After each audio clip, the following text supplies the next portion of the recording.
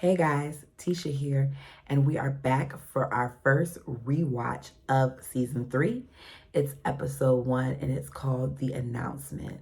We begin this episode seeing the families in their separate houses in Vegas. We see Robyn at Mary's and they're going upstairs, and there's all this dramatic stuff going on because she's prepared to tell Mary that she's pregnant. They finally sit down. She tells her she has to say something to her. She wanted her to be the first to know. And she says, I'm pregnant. And Mary says, yay. Robyn genuinely seems surprised by Mary's response. I think she was really anticipating for Mary to be sad. But what kid does this make now in the family? Like, this isn't the first child, the second, the third, the fourth, the fifth, the sixth. There's been several other children since Mary has had problems conceiving. And even since her miscarriage, there's been another birth. So her caring about Mary's feelings, I feel like they didn't need to talk so much about this. As much as Kody has been making suggestions, example, when they were on their honeymoon and he had said some things to Mary about having more kids and going to the fertility clinic, can't speak, and Mary said no. I'm sure that Mary had to think at some point, Robyn being significantly younger than them, that she would birth children. So Mary wasn't like overly surprised, and it was okay. Mary says that she thought it was really sweet of Robyn because Robyn is so sensitive that she told her alone. She just feels bad because people have been made to feel like they need to be careful with her. I don't know if I agree with that, Mary. I think that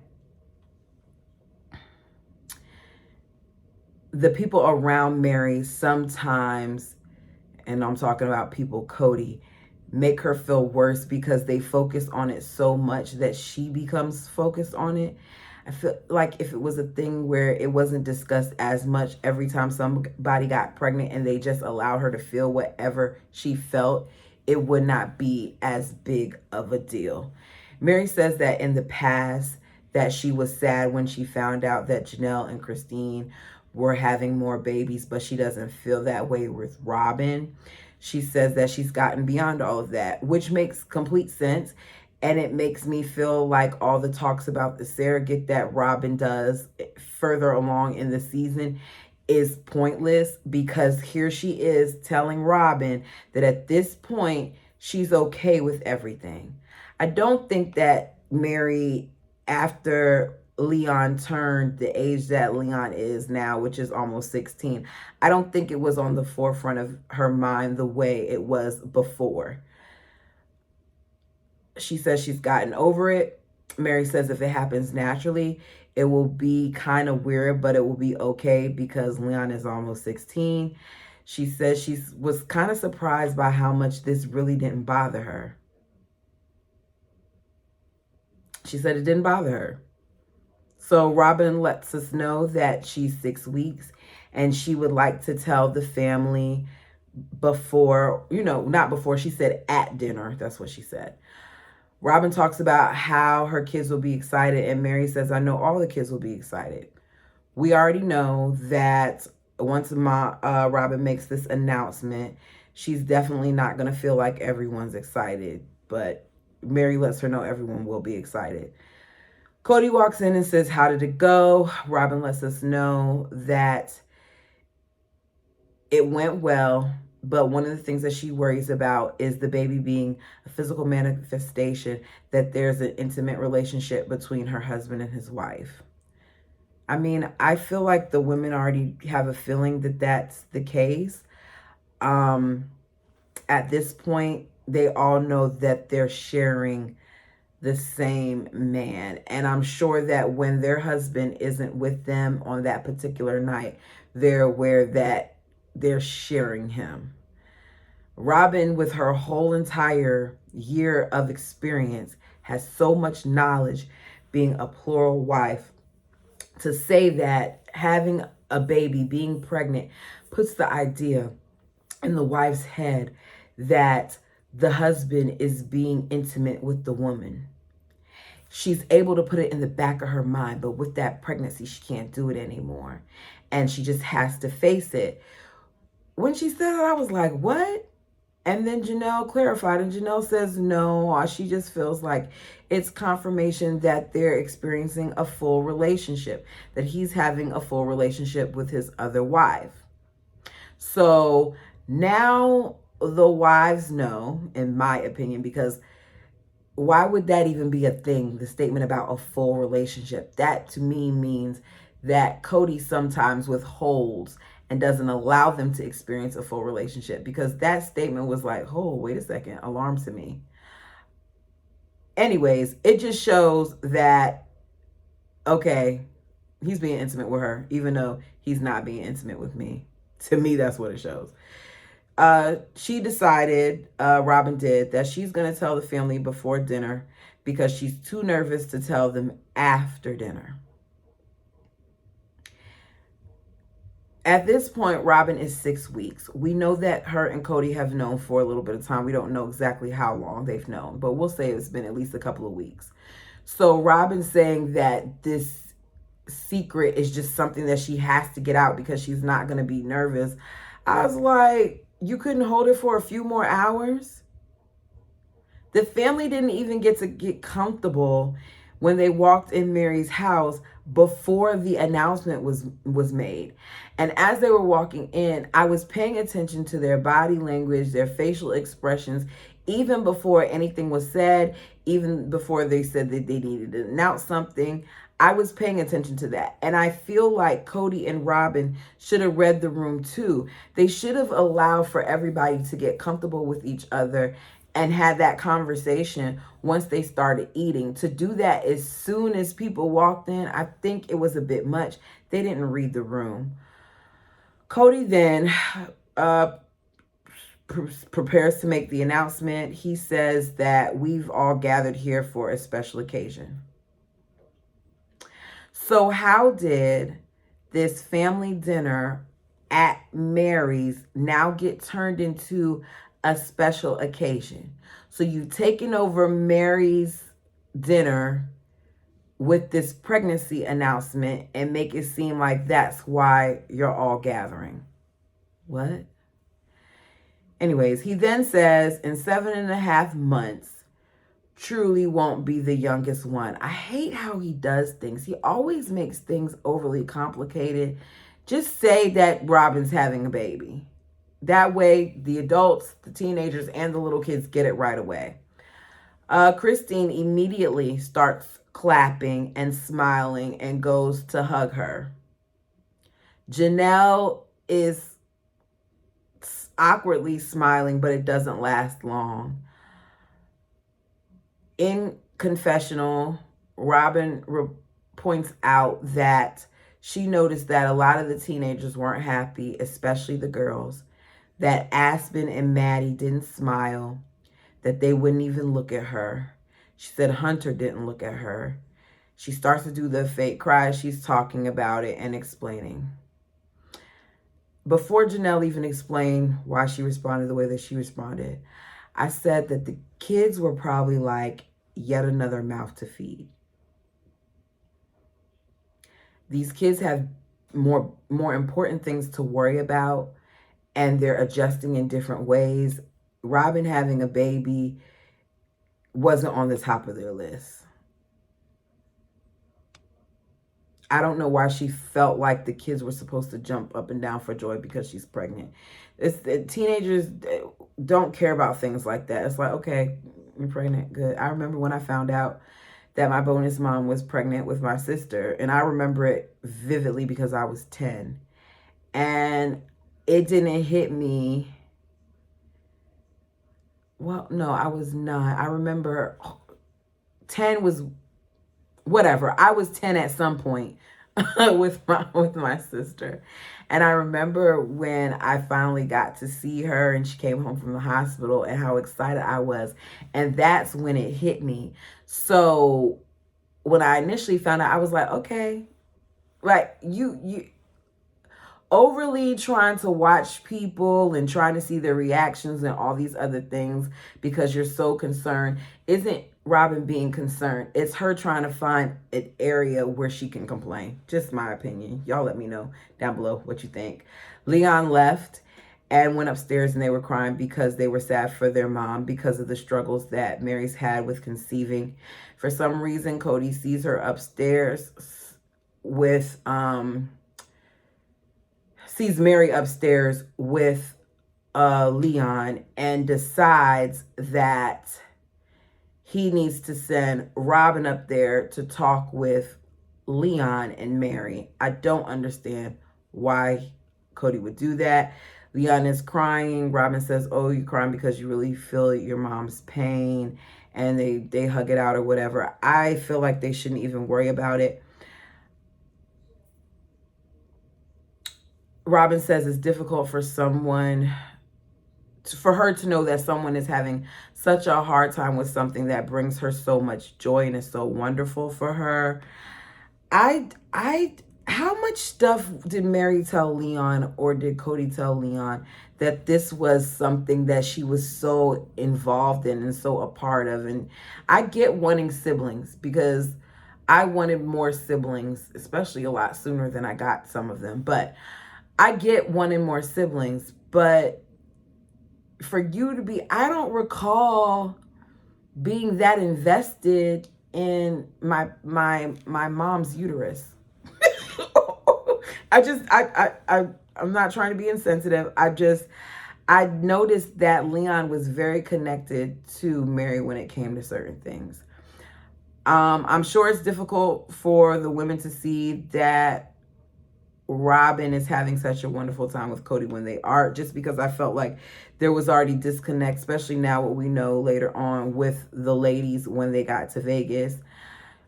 Robyn brings up Janelle not saying anything or coming up to her. As I said earlier, I have a problem with Robyn overanalyzing how people respond to her news. Janelle is a very analytical person. So Janelle's mind was probably already thinking about how much more money is going to cost, and to an already stretched budget, which she later talks about how the finances and all these things are things that are concerning to her. When Robyn does stuff like this, where she's in the confessional saying how, this sister wife didn't do this, and Janelle didn't come over to me and hug me, and all these other things, she's putting thoughts in Kody's head. And Robyn has a way of doing it where she makes it seem like she's overly concerned, but that's not what it is. It's like, let me buzz around here really quickly and see if Kody's gonna respond to what I'm saying. And later on, Kody and I can pillow talk about this, and then we could go from there.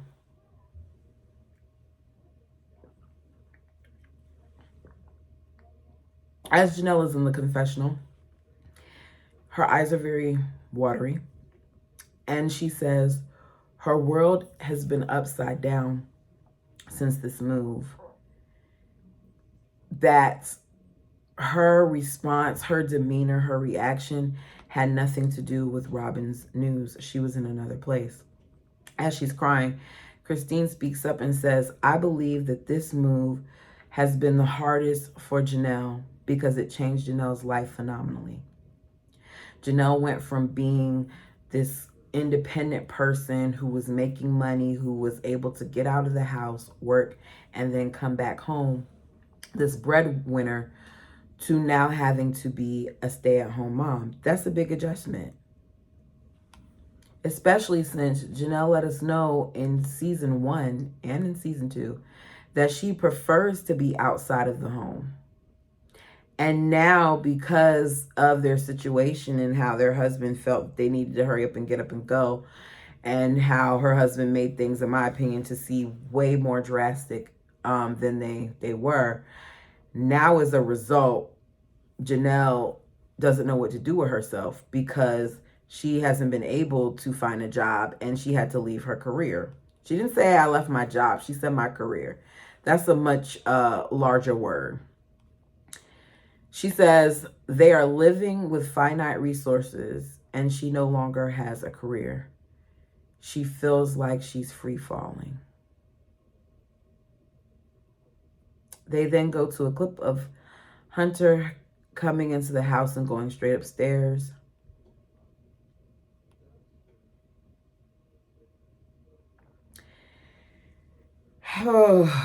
Whenever I see Hunter, I feel so bad for him that I just kind of get...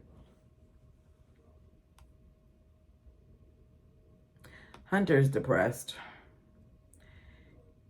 Even though Kody may know this, because I know Janelle's very aware of it. Even though Kody knows this, he calls him down to see if he would like to sign up for football. He says he's not really interested and he doesn't care. Kody wants him to sit down and talk to him, but he just wants to go to his room. Kody talks about how he doesn't know what to do. He's kind of confused because part of him wants to push him, but part of him is trying to give him his space, that he's very frustrated because he's trying to talk to him and he won't let him. I understand that Kody means well, and I understand that Kody is frustrated, but sometimes you just got to give these kids space to deal with whatever they're feeling. And if he doesn't talk to you, he'll talk to one of his other moms. We know even to this day that Hunter is very close to Christine.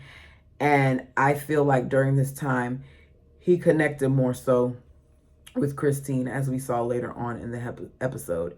It's Sunday and the family has church at Mary's house. Kody lets us know that he heard from the kids, not Christine, that Mykelti isn't coming. He calls her to find out why she's not coming. She says she has a moral issue with them filming their Sunday service. That guy wouldn't want us to film that on TV. He says that he disagrees with her, but he's going to let her stay home and they'll talk about it later. I remember growing up and being very annoyed sometimes because I didn't have options when it came to going to church or just doing things, period. So I can respect the fact that Kody didn't continue to go back and forth with her about it. I'm sure that he probably had it out with Christine, but in this instance, Mykelti got away with it. Now, do I think that it was a bunch of foolishness because they didn't do anything that was overly significant? It looked like they had a couple of scriptures up on the board. Kody talked about faith. Leon read something. That was that. Half of the kids didn't even seem like they were interested. And looking at the way things are now, there's a lot of people who, if it had not been for social streaming services and stuff like that, they may not even get a chance to connect to a higher power because they don't have access or because they don't want to go to a traditional church building. So I don't agree with what Mykelti said, but it worked for her and she didn't have to go to church and watch her father officiate. Why would you think the kids would want to come to that? To see your father standing up there officiating everything? Anyways, it's Wednesday and we see the wives visiting a Presbyterian church to find a social outlet for the kids. As they're sitting there talking to the pastor, they let it be known that even though their kids are not Presbyterian, that they want to be accepted and they don't want to be judged. But I felt like in this instance, they were judging, especially Christine in there, because Christine seemed to be more vocal. They were judging the Presbyterian church. The pastor of the church let them know that we're not condemning you for your beliefs, but we don't practice them. Janelle says, basically one of the reasons why they're looking into the church is because they want a place where their kids can fellowship, socialize with believers. And Christine lets it be known that she's sorry, but she doesn't feel right about it because that isn't their church. As she's saying this, I noticed Kody looked a little annoyed, but he didn't say anything to back her up. Christine doesn't want them to pave the way for them to come to this church. She wants them to find their own. Mary points out that there's no major difference between having the kids come to this church and sending them to a public school, excuse me, that may have different beliefs than them. And Janelle, being the smart one, says, like, let's table this discussion for now, and we'll talk about it later as a family. I'm glad that Janelle said that, because I felt like it was rude for them to have that discussion in front of the pastor. Kind of made me feel uncomfortable. Christine let us know that as soon as she walked in that building, she felt very out of her comfort zone. I don't understand what the big deal was with them being in this space. I've never been to a polygamous church. I don't know what that looks like, but this whole thing really bothered Christine.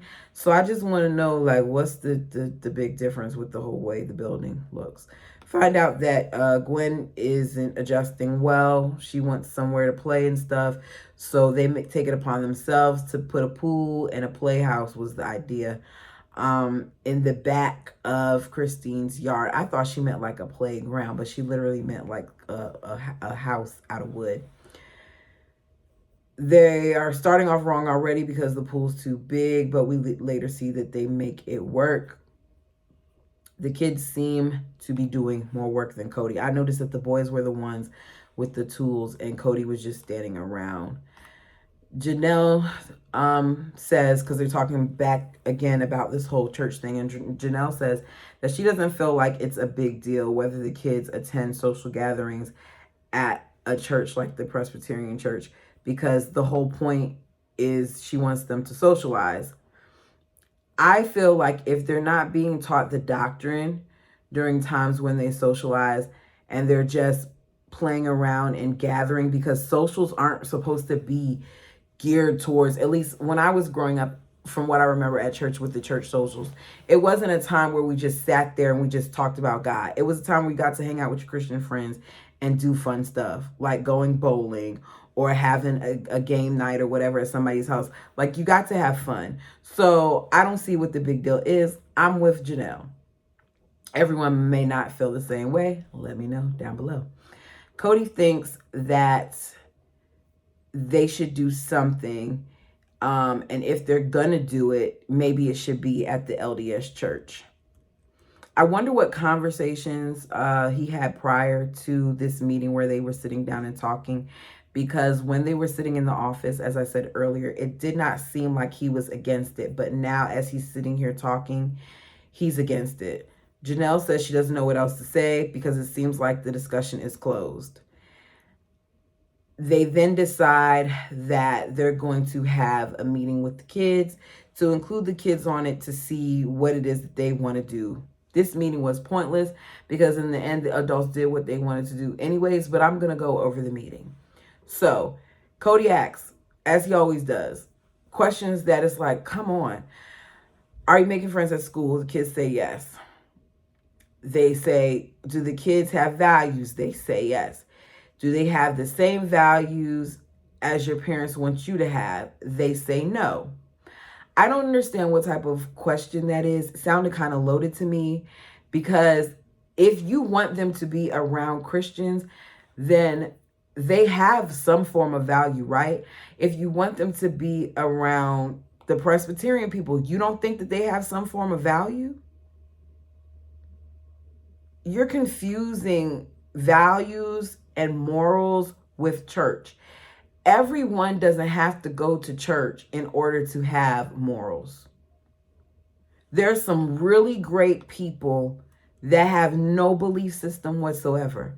Does that mean that I'm supposed to look at them differently because they're not religious or because they don't have the same beliefs as me? No.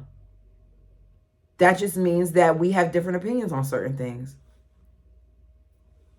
They asked, why not Mormon? Why not LDS?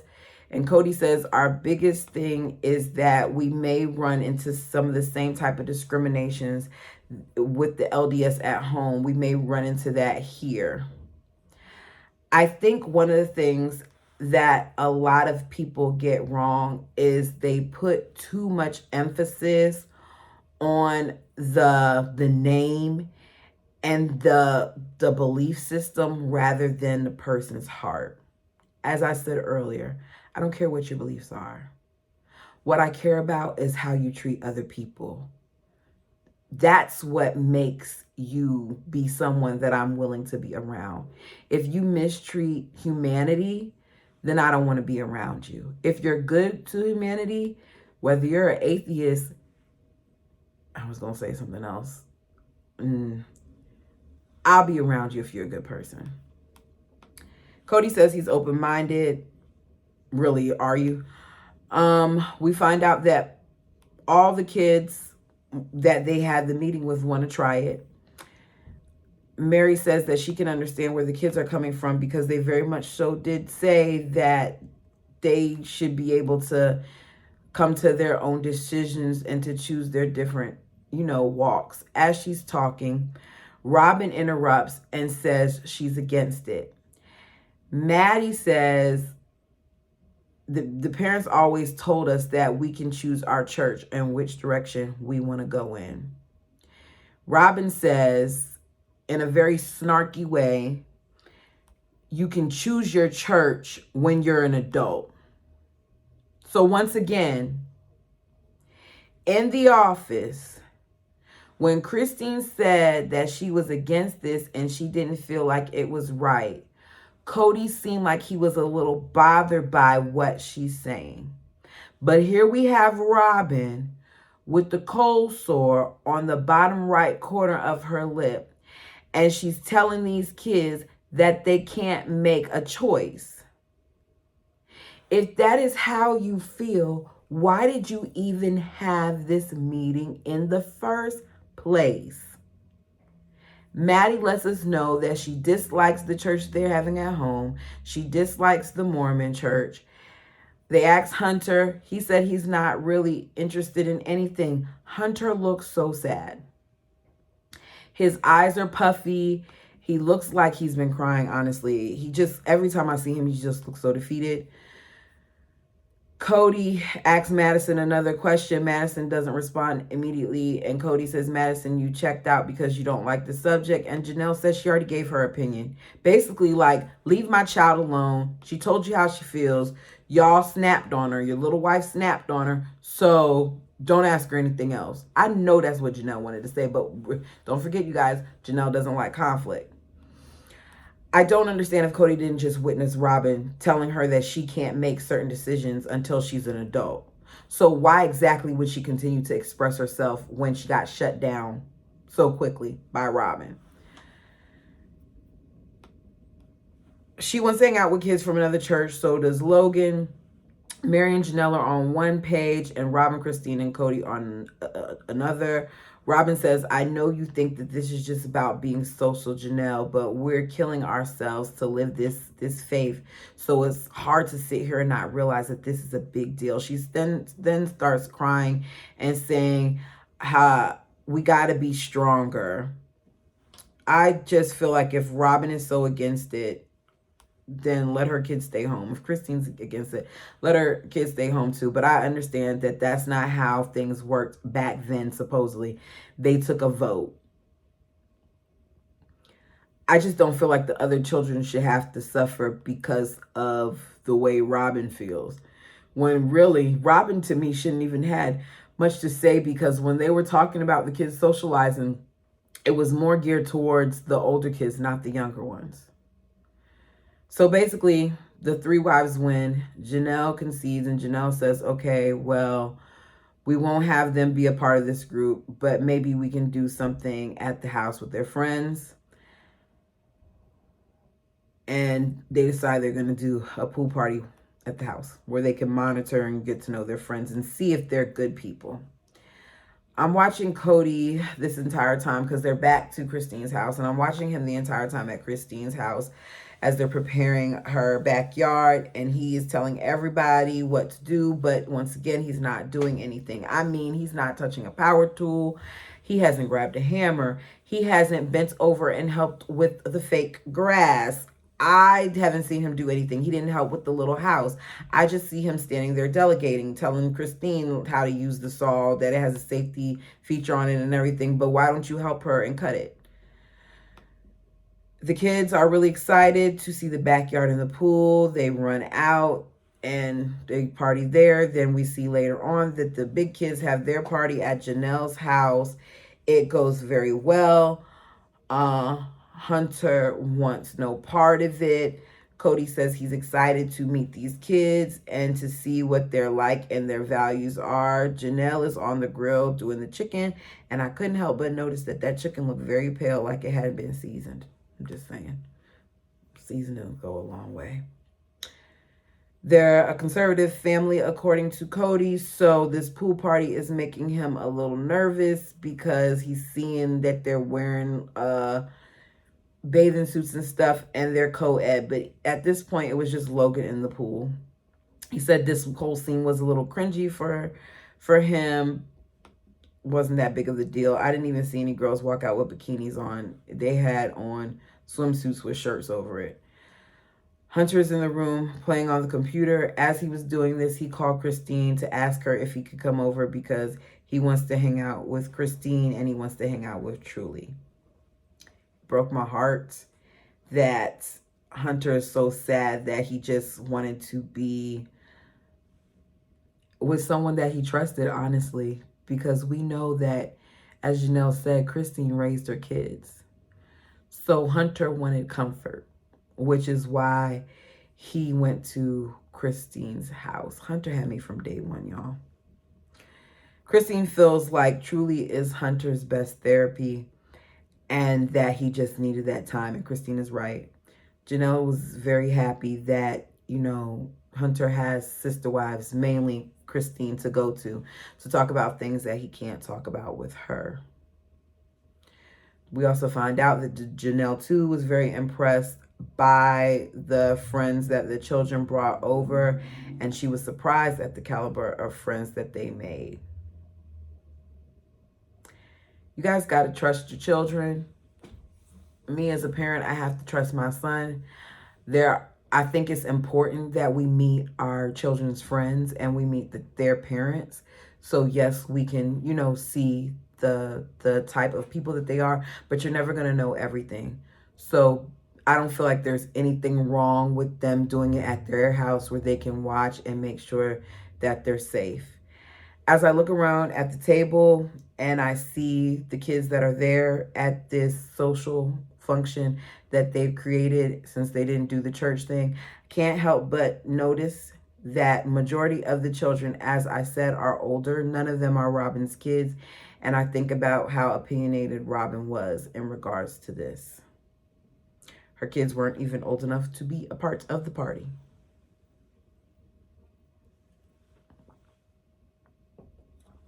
Overall, this was a decent episode. Like, comment, subscribe. Let me know your thoughts down below. I enjoy reading them. I really do. Because it's nice to find out what other people think. And it's also nice to get information, because I've been getting information and I've been finding out things that I forgot or I didn't even know. I don't even know what I'm at right now. But right now, I'm going to give myself little goals, because we want to get to the point where this thing can be monetized. So my next goal for myself is 250 subscribers.